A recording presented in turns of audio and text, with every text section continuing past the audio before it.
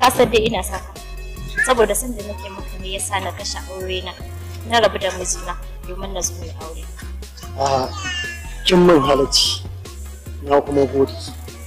Ba ziya maganar auren da ake ciki. Ka san dai yanzu idda nake yi. Ba zai yi mai aure ba har sai bayan na gama idda na sai mai aure ko? To idan kina da tantama a cikin zuciyarki me zai hana ka ɗaura min aure kuma? Mu fa musulmai ne. Hakan ba zai kasance ba sai na gama idda. Kai na ku zama su. Ake ta haji kake da shi. Idan ita mace ce tunanin ta bashi da tsirfi kai ba namiji bane. Zaka zo ka tsaya kana zance da matar mutane idan baka da hankali. Ni ba mata aure bace. Wai shin me ya kaka ma gidanmu? Ke ba mata ta bace. Yanzu zaman iddarwa kike ba zaman idda take ba. Idan na ga dama kuma zan iya cewa na mai da ki kuma ta zauna. Idan zaman idda ka nake ai ba karkashin ka nake saboda baka da iko yanzu a kaina.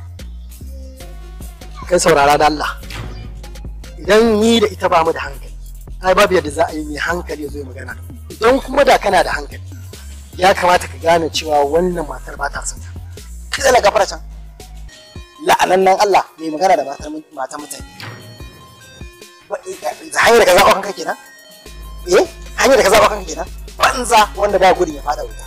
Yiwa mutane shiru shashasha. A ni da kai ne ne shashasha. Ni zan gaya maka nan? Gaya maka.